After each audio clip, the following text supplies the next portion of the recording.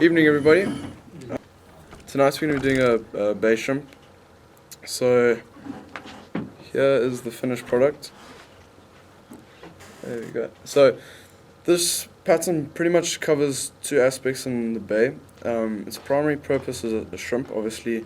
So fishing on the bottom for mostly sand-garnered, but also grunter if you're lucky. But it's also quite nice because if you see like a springer or action on top, you can cast it out and bring it back in quickly like a bait fish pattern. Okay, so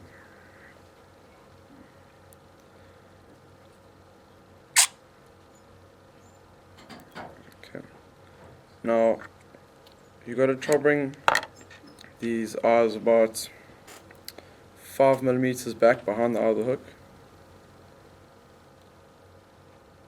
So about there, and then just secure them on. It's a good thing you washed your fingernails,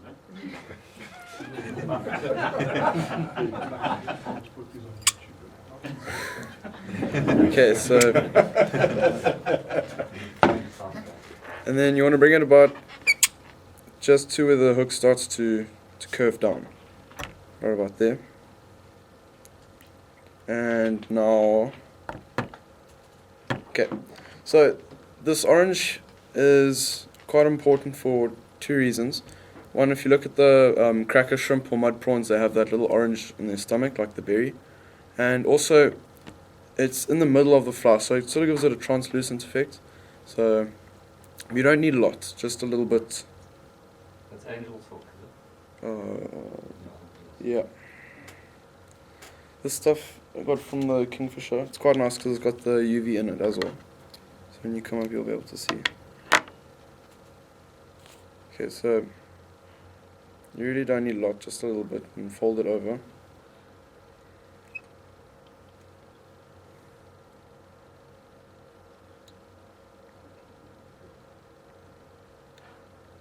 Tighten at the top, and you're going to do most of the trimming at the end, so you don't have to worry a hell of a lot about it now. Okay, so now once that's in, let's put a few strands of the mother of pearl.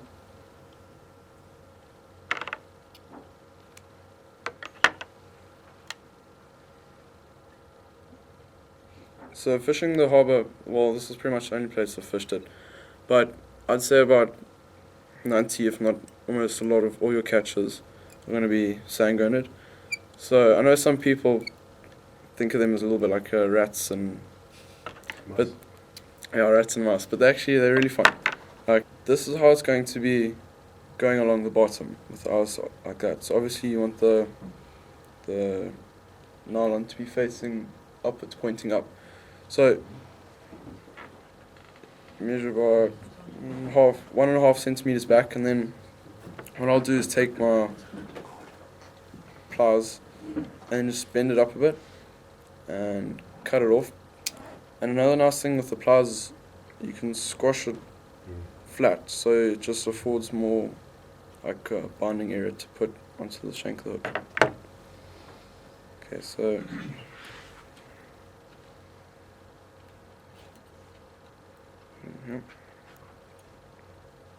and then at the end you're going to bend them outwards as well, but we'll get there later. And then trumpet.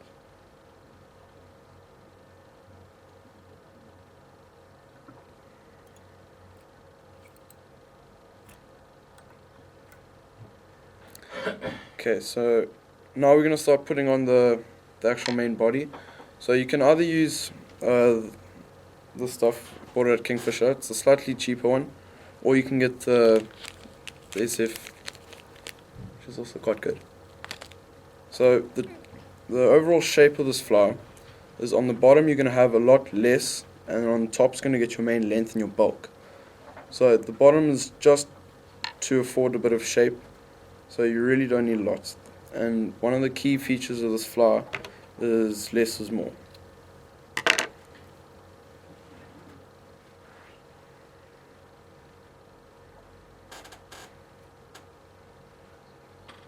So yeah, it's going to be like that in the water. So a little bit go on the side. Turn it over here.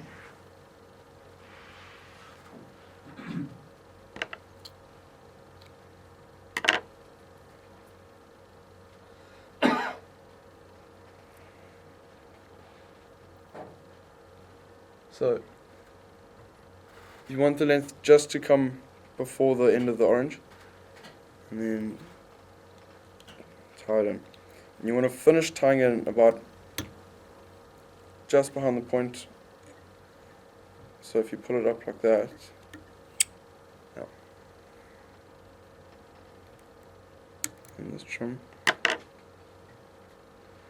and then turn it over and you do the same, except to this side now you want a slightly thicker piece. Okay, so you can see it's going to come, this main top piece is going to go just past the orange and tied in line with the bottom piece.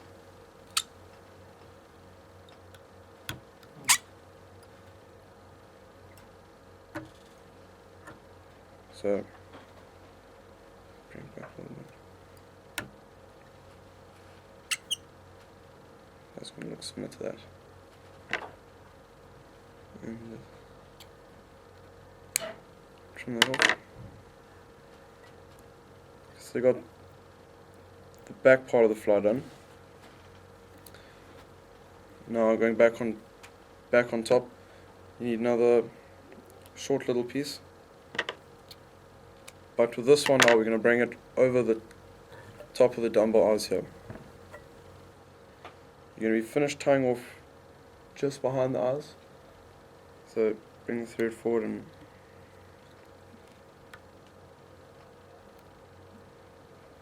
tie that in. And then the tag end, you're going to fold over and wrap around the front here.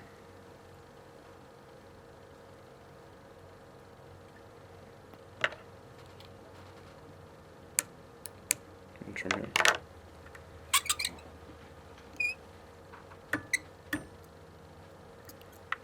Okay.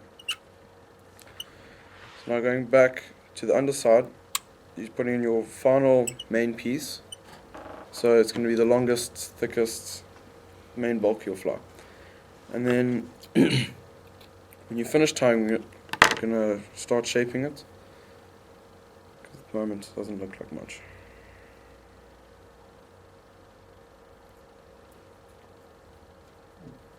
Okay. Just getting as much as the tape as possible. So again, with the piece that you put on top, just tying it off just behind the eyes.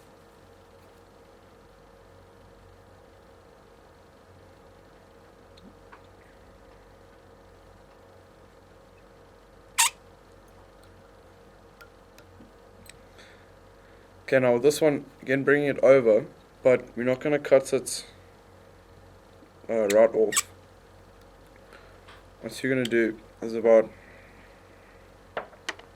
okay, if that's the eye of the hook here, you want to cut it so there's a short little piece just going past the eye of the hook.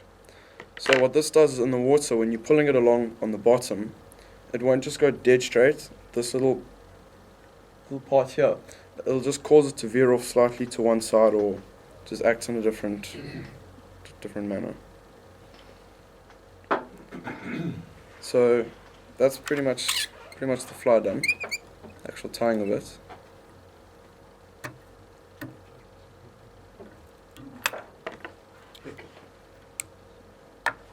So okay, now we've got to start shaping. So just pull this back.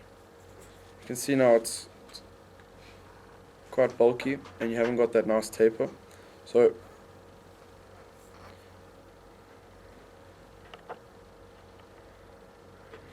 start by on top just cutting off the loose strands, and you want to come down this sort of angle on the flower. So on the bottom here, these pieces here, cutting with it and just cutting so that the side where it's going along keep it down. So if it's going along the sand like this, you want the shorter pieces to be touching my hand, and then the longer pieces to be going over the top here. And then on the top again, just coming down at an angle. You get almost a diamond shape. You wasting all that material, eh? Pardon? It's crazy you wasting all that material. Don't worry, you can do it for dubbing later.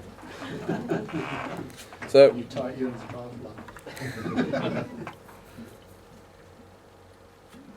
there is the basic shape you'll fly. Then one more thing is these eyes. What you want to do is sort of pull them out and bend them forward. Bend them forward and outwards. So if you can see the eye there, just pull it, bend it forward and out. And then the same on the other side, bend forward and out. So